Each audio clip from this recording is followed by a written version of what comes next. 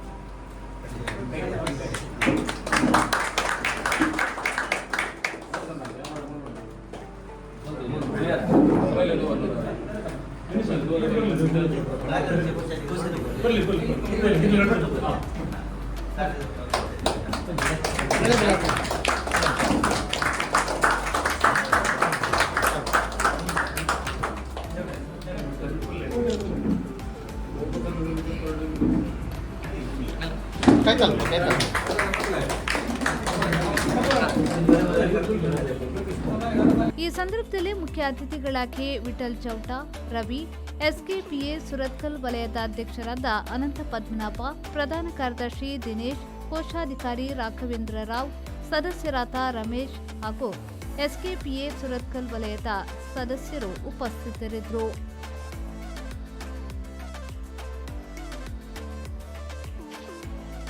Sharath Salian, ವಿ4 news, Mangaluru.